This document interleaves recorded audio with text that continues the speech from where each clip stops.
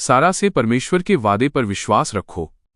बहुत समय पहले सारा और उसके पति अब्राहम रहते थे। सारा की उम्र बहुत ज्यादा हो गई थी और उसके कोई संतान नहीं थी। परमेश्वर ने अब्राहम से वादा किया कि उसके घर एक पुत्र जन्म लेगा। जब सारा ने ये बात सुनी तो उसे विश्वास करना मुश्किल लगा, क्योंकि वो बहुत बूढ़ी हो चुकी थी। लेकिन परमेश्वर का वादा कभी असफल नहीं होता। कुछ समय बाद सारा ने एक पुत्र को जन्म दिया, जिसका नाम इसहाक रखा गया। सीख: हमें परमेश्वर के वादों पर विश्वास रखना चाहिए, चाहे परिस्थिति कितनी भी कठिन क्यों न हो। रूत से वफादारी और प्रेम। रूत एक मोआबी स्त्री थी। उसके पति की मृत्यु हो गई और उसकी सास नाओमी अपने देश इस्राएल लौटने लगी। नाओमी ने रूत से कहा कि वो अपने घर लौट जाए, लेकिन रूत ने कहा, जहां आप जाएंगी मैं भी वहीं जाऊंगी, और आपका परमेश्वर ही मेरा परमेश्वर होगा। रूत अपनी सास के साथ इस्राएल चली गई और मेहनत से खेतों में काम करने लगी। परमेश्वर ने उसकी वफादारी को देखकर उसे आशीष दी। सीख: सच्चा प्रेम और निष्ठा परमेश्वर को प्रसन्न करता है।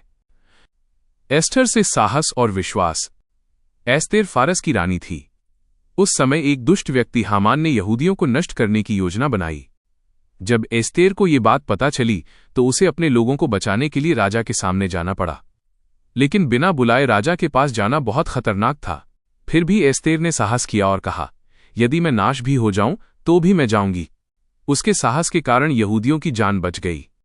सीख: कठिन समय में भी हमें साहस और विश्वास के साथ सही काम करना चाहिए। देबोरा से परमेश्वर का नेतृत्व। देबोरा इस्राएल की एक न्यायी और भविष्यद्वक्ता थी। उस समय इस्राएल के लोग कठिनाई में थे और दुश्मन उन्हें सताते थे। देबोरा लोगों को परमेश्वर का मार्ग बताती थी और उन्हें न्याय देती थी। उसने सेनापति बाराक को युद्ध के लिए प्रोत्साहित किया। परमेश्वर की सहायता से इस्राएल को विजय मिली। सीख: परमेश्वर हमें साहस और बुद्धि देकर दूसरों का मार्गदर्शन करने के लिए उपयोग कर सकता है। मारिया से परमेश्वर की इच्छा को स्वीकार करना।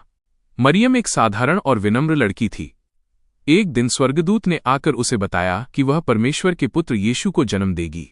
ये सुनकर मरियम हैरान हुई, लेकिन उसने कहा, मैं प्रभु की दासी हूं, जैसा प्रभु चाहता है वैसा ही हो। बाद में उसने यीशु को जन्म दिया, जो संसार के उद्धारकर्ता बने।